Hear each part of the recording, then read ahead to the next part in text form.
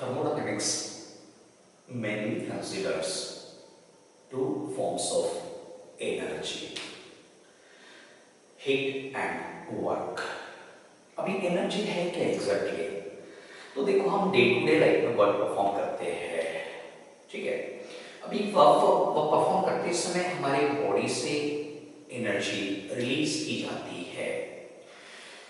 हमारे बॉडी में energy content अगर हाई है तो हम ज्यादा वर्क कर सकते हैं, एनर्जी कंटेंट लो है तो हम ज्यादा वर्क नहीं कर पाएंगे। मतलब क्या होगा कि ये जो वर्क करने की कैपेसिटी है उससे ही हम एनर्जी कहते हैं। वर्क हम ज्यादा कर पाएंगे तो एनर्जी ज्यादा रहेगी, वर्क अगर हम ज्यादा नहीं कर पाएंगे तो एनर्जी कम रहेगी। देयरफॉर एनर्जी का definition, the capacity to do work is known as energy. अब यहाँ पे हम दो फॉर्म्स को एक्सप्लेन करेंगे, वर्क एंड हीट। पहला हम हीट को एक्सप्लेन करेंगे, व्हाट डज इट मीन। अब मुझे गाना याद आ रहा है, सलमान खान का, आपने सुना होगा, एक गर्म चाय की प्याली हो, कोई उसे पिलाने वाली हो, सुना होगा, है ना। तो देखो हम चाय पीते हैं, ठंडी नहीं, गर्म चाय पीते हैं।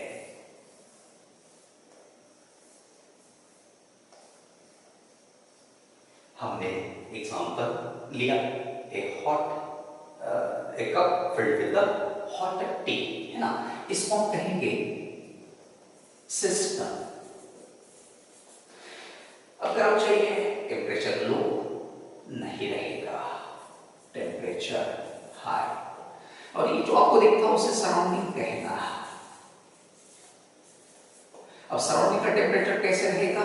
लो एज कंपेयर टू सिस्टम, ठीक। अब क्या होता है, समझो आप चाय पी रहे हैं, वो अपने में मोबाइल की बेल बजी,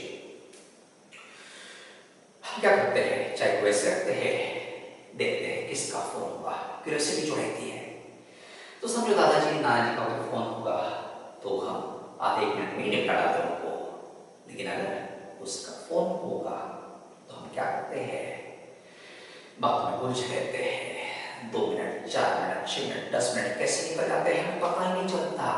और इतने समय के बाद जब हम फिर से चाय पीने के लिए आते हैं वापस, तो उस समय क्या रहता, चाय ठंडी हो जाती है। उतने समय में चाय क्या होती है, ठंडी होती है। अब चाय ठंडी क्यों होती है? क्योंकि यहाँ पे हीट एनर्जी ट्रांसफर होती है फ्रॉम सिस्टम टू सराउंडिंग। ऐसा क्यों? Why from system to surrounding? क्योंकि सिस्टम का टेम्परेचर हाई है, सराउंडिंग का लो। एनर्जी यहाँ कहां से कहां ट्रांसफर हो रही है? From high temperature to low temperature. This energy transfer due to temperature difference between system and surrounding is known as heat. दूसरा एग्जांपल, धूप का में हम पानी पीते हैं, गर्म नहीं, ठंडा ठंडा पानी चाहिए होता है पीने के लिए, प्यास बुझाने के लिए, बराबर है ना। देखो जरा, ये हमने वाटर बॉटल ली है जो जस्ट फ्रिज से निकाली हुई है। अब फ्रिज से निकली हुई बॉटल कैसे रहती है? गर्म रहती है नहीं, ठंडी रहती है। मतलब इसका टेम्परेचर कैसे रहेगा? लो। और इसको हम क्या कहेंगे? सिस्टम, ठीक है। और ये जो आपको दिखेगा रहेगा, दिस इज the surrounding, इसका टेम्परेचर हाई रहेगा as compared to system। ये पानी से भरी हुई है, खाली नहीं भरी, पानी से भरी वाटर बॉटल, ठीक है ना।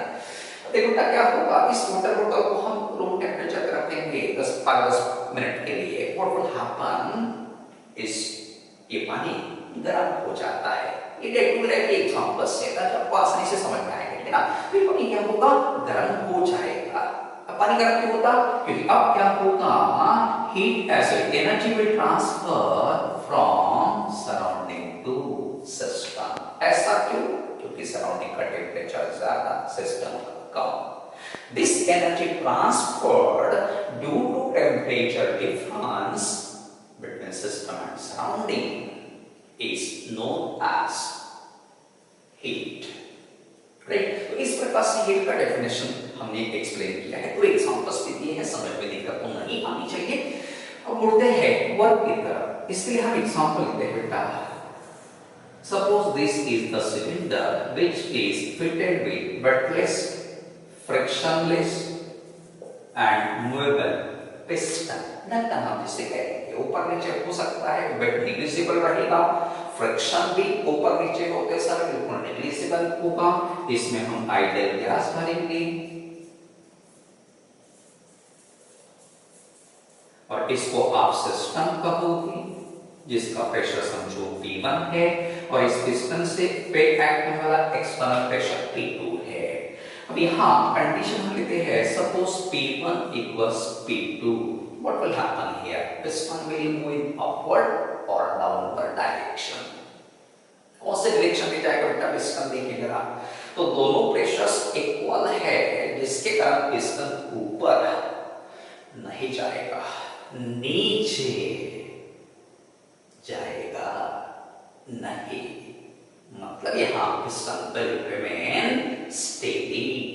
अब पिस्टन स्टेडी रहेगा मतलब यहाँ एनर्जी ट्रांसफर नहीं होगी। ठीक है, दूसरा कंडीशन लेंगे, यहाँ पे no energy transfer.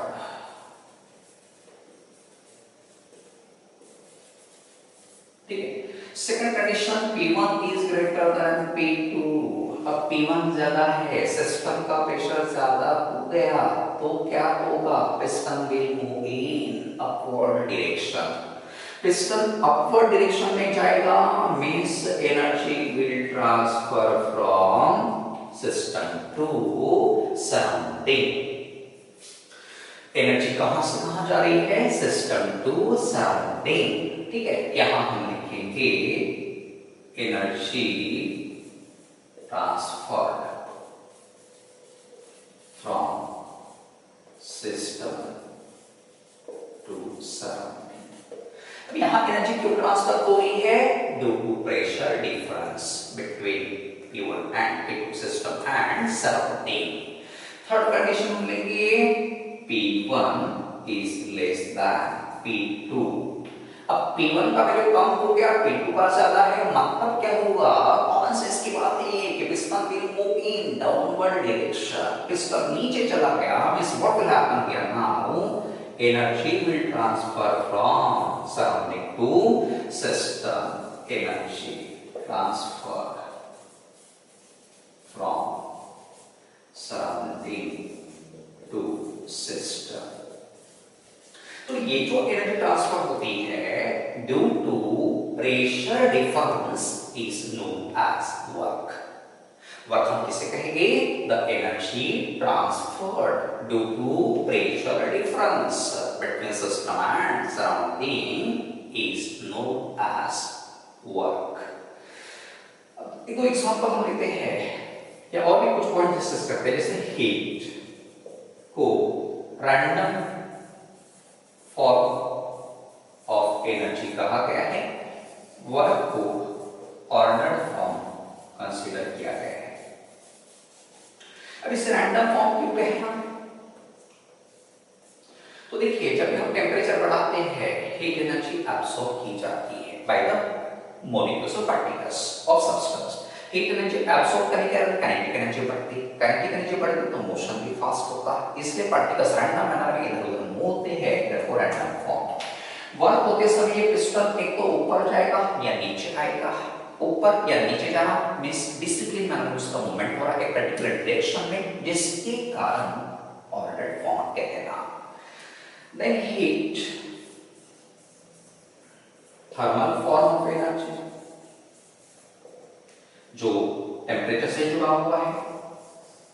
Work, mechanical form of energy. Why? Because work is done with the help of machine, therefore mechanical form कहना। अब दो एग्जांपल्स हम यहाँ लिखते हैं। फर्स्ट एग्जांपल लेंगे डिकम्पोजिशन ऑफ हाइड्रोजन पेरोक्साइड।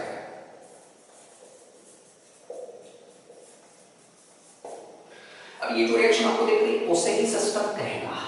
ठीक है, इसमें ये हाइड्रोजन पेरोक्साइड लिक्विड स्टेट में है, एक प्रोडक्ट लिक्विड स्टेट में है वाटर, दूसरा प्रोडक्ट गैसियस स्टेट में है। एक प्रोडक्ट गैसियस स्टेट में होने के कारण क्या होगा, यहां सिस्टम का प्रेशर बढ़ेगा। ध्यान देना जरा, समझना जरूरी है। यहाँ एक प्रोडक्ट गैसियस स्टेट में होने के कारण सिस्टम का प्रेशर क्या होगा, बढ़ेगा। सिस्टम का प्रेशर अगर ज्यादा हो गया सराउंडिंग से तो piston will move in upward direction, जिसके कारण क्या होगा, energy will transfer from system to surrounding. ठीक है, अब यहाँ देखो पिस्टन ऊपर जा रहा मींस इस गैस का वॉल्यूम क्या होगा, सिस्टम का वॉल्यूम क्या होगा, बढ़ेगा। वॉल्यूम बढ़ रहा इसलिए एक्सपेंशन कह रहा, क्या कहना, एक्सपेंशन। और यहाँ जो एक्सपेंशन होगा उसे हम कहेंगे प्रेशर वॉल्यूम एक्सपेंशन। दूसरा example, NH3 gases plus acid gas, इन दोनों को हम ट्रीट करेंगे NH4Cl सॉलिड। समझो बन गया, ये रिएक्शन तो आपको दिख रही, उसे ही सिस्टम कहना। अब इस सिस्टम में आपको दिख रहा gaseous reactants are consumed, solid product is formed here. जो रिएक्टेंट्स होते हैं गैसियस स्टेट में वो कंज्यूम हो रहे और प्रोडक्ट ऐसा रहा सॉलिड, जिसके कारण क्या होगा, pressure of system will decrease. System का प्रेशर अगर कम हो गया सराउंडिंग से तो देखो अब क्या होगा, energy transfer from surrounding to system, मतलब this piston will move in downward direction. Piston नीचे आ रहा इसलिए इस गैस का वॉल्यूम कम होगा। वॉल्यूम कम हो गया, कंप्रेशन कहलाएगा। अब ये कौन सा कंप्रेशन रहेगा, pressure volume compression. Thank you.